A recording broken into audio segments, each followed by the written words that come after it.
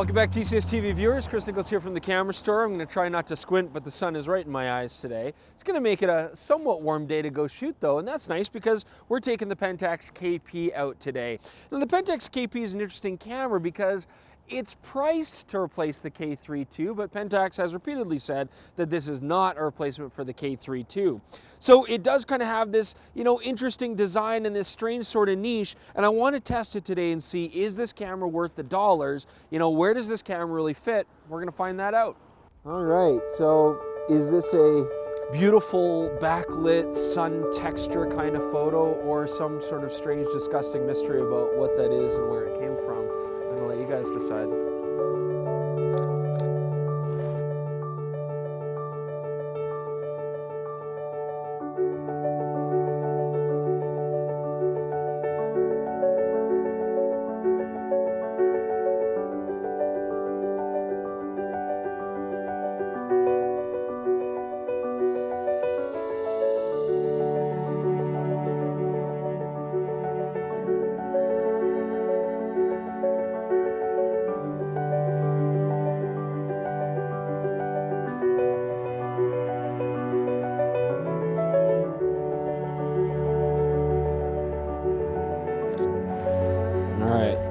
Found a puddle. I don't want to talk about it. So, of course, it is winter time. It is still very cold. My hands are freezing, but it does bring me to the grips. It's something I want to talk about here on this camera. It comes with 3 grips, at least in North America, and I've got to be honest with you. I know this is a really exciting feature. A lot of people are big on this. You can customize it for your ergonomics. I don't know how you make 3 different grips and they're all universally uncomfortable. I mean, everybody at the store has tried these grips too. Nobody seems to like the way they feel.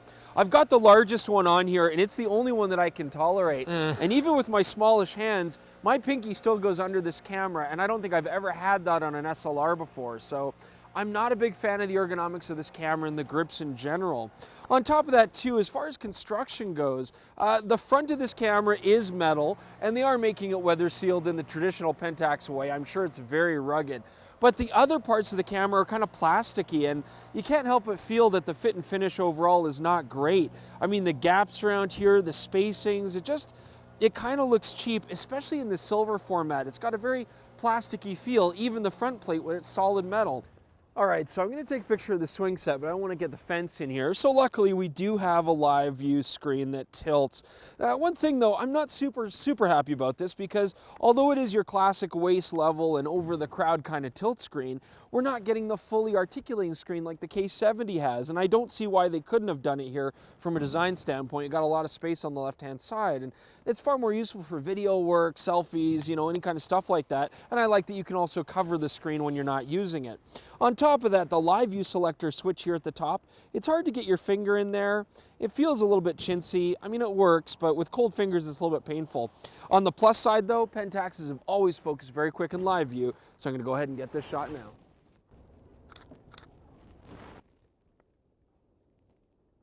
All right, so I want to talk to you about the new sensor here in the Pentax KP, 24 megapixel APS-C, and it has the pixel shift technology, which we've really enjoyed on the K1 and the K70. Now, if you look at the shot here, beautiful resolution. I mean, again, Pentax give you some of the highest resolution for the dollar of any camera system on the market, so it's really nice to have that. Now, they've also added, in a big bad way, a brand new stabilizer, 5-axis, and they claim 5 stops. I will say that I'm shooting here on this 55-300. I'm at a 450 mil equivalent focal length, and I'm pulling off 20th of a second handheld. I mean, that's pretty sweet. So I'm going to say that the stabilizer in here is a big success, and we certainly do like the resolution we're getting out of this chip.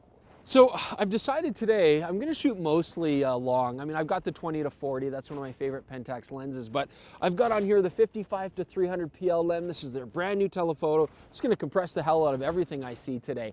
And one thing I am really impressed about on the KP that does help justify the higher price tag, it's got a more advanced autofocusing system. And with these PLM lenses, I'm actually getting really quick autofocusing. I'm quite impressed because that's never really been Pentax's strong suit. I will say the bodies are more advanced now than the lenses are. I mean, this is the first. Hopefully we're going to see a lot more PLM lenses coming out to make these cameras shine, but we need more lenses for the system. Full frame as well. Come on, Pentax. This building is 1315 First Street, and I used to party here as a kid. It was called the Crazy Horse. It was pretty awesome. But now, like all my youthful memories, it is decrepit, boarded up, and forgotten. But on that very dark note, I do have a positive statement.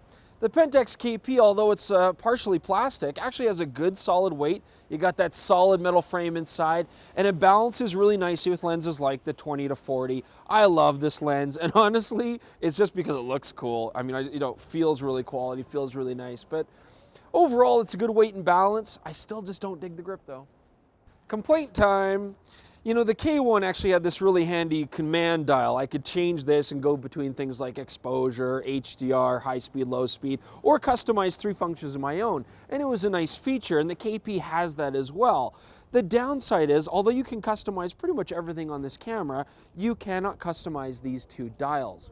Now here's my complaint. I mean, why is Chris complaining about having 3 dials? Isn't that better than 2? Well, I like the front dial here. You know, aperture, shutter speed control, it's right here. That can be customized. I like the back dial here. This also matches the same aesthetic. It's really well knurled, and it fits exactly where my thumb would go when holding this grip. But this dial, I cannot use it for aperture or shutter speed. I can only use it to set this command dial function. I have to go to the smaller dial on the back here to change aperture and shutter speed. And it just doesn't seem very ergonomic at all. And at least I want the decision to be able to change them. I can't tell you how many times that I'm turning this top dial and exactly what I want to have happen is not happening. So I want to complain about that. I don't like the small dial on the back here. It's confusing to have the 3, and I should be able to customize it. So I'm not in love with this shot. I'm gonna go ahead and take it though. Yeah, I'm not in love with the shot, but you know, one thing I do actually really like on the KP is, oh, hang on, dude, come back, you bastard. One thing that I really like about the KP is the viewfinder, 100%, 95% magnification. I mean, it's a really nice viewfinder to look through. You can keep both eyes open without like going crazy. It's a very, very usable device, and I do like that about Pentax. They always try to give you a good viewing model, which is excellent because that's the heart of an SLR. And actually, here's another positive with the KP. The shutter is excellent. Quiet, very stable, minimal shutter shock. These are all nice benefits, and I think that really also helps with, you know, the slow shutter speed shooting on this camera. It is a very stable platform. I always appreciate that on these SLRs. All right, so I really don't want to hold a wet frozen camera for the rest of the shoot here, but it's a Pentax, they're weather sealed, that's what we do. It's -10°C, but we found some liquid water, so let's do it. I'm gonna put it right in here, and I know it's gonna be able to take it.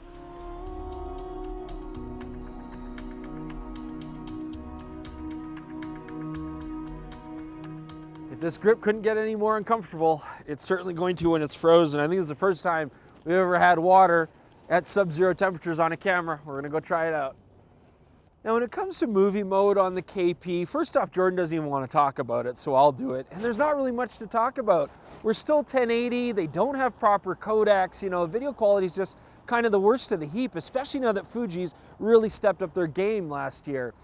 You know, you get a mic jack, there's still no headphone jack, but I will say that I do like that you have separate menus for stills and video. That's a nice touch. And on top of that, I also like that when you switch back and forth between the modes, it does actually remember different ISOs and different settings for those 2 different modes, so you don't have to reset your entire menu. Still, overall, I mean, people aren't buying Pentaxes for video. They're still not gonna buy Pentaxes for video. Oh, Canada. I'm not gonna sing the whole song. We do love shooting in this country. It is wonderful, but the winters are just cold. We're kind of tired of it. Luckily, Jordan and I are very happy because next week we'll be in a very, very warm Thailand. It'll be very different from here. We cannot wait. Now, by far the most exciting feature on the Pentax KP, and unfortunately by far the most disappointing thing about the KP, is this new high ISO control that the camera has. Now, they're topping this camera out at 812,900 ISO, something ridiculous like that. And of course that makes you feel like this camera is going to be the ultimate low-light APS-C camera. Now don't get me wrong, the Pentax KP, along with almost all Pentax SLRs, has some of the best low-light processing I've ever seen on a camera system. But when we looked at samples, and as you guys take a look at the photos that we've taken here, you're going to find that although it's a stop better than the K3 II, it's barely improved over the K70, which is half the price of this camera. So the only thing I can think of with them putting 812,000 ISO on this camera is that it's some sort of sad marketing ploy to try to gain interest or build hype or get people to get really excited about the camera. And frankly, you're not getting any sort of supernatural, otherworldly ISO performance here. It's a real letdown, unfortunately. So here's the stuff that I do like about the Pentax KP. Beautiful image quality for an APS-C size sensor, rugged as hell as usual, great viewfinder, and the autofocus was actually much improved. And the stabilizer, excellent. I mean, this is something that Pentax is really doing to get up to the higher echelons of competition on the market right now. But there's a lot of stuff that I didn't like about the Pentax KP either. The grips, I just find that they're all basically pointless except for the largest grip, and even then it's not ideal. Now, unfortunately, at this price point, we still have the DLI 109 battery, same one as in the K70. You're not going to get amazing battery life out of such a small battery here. A lot of the ergonomic controls, like the dials, it'll take some getting used to, but I still kept pushing the wrong dial at the wrong time. And overall, a lot of the switches are either uncomfortable or hard to get to, and they all feel very, very plasticky. At this price point, too, I'd like to see more than one card slot. But anyways, it's all about functionality, and I do want to say the KP is going to compare very well in its price point against cameras like D7200s and Canon 80Ds, except in the video realm. But it's got decent autofocus now, great stabilizer, nice big viewfinder, it's rugged as hell. I mean, these are all good positives.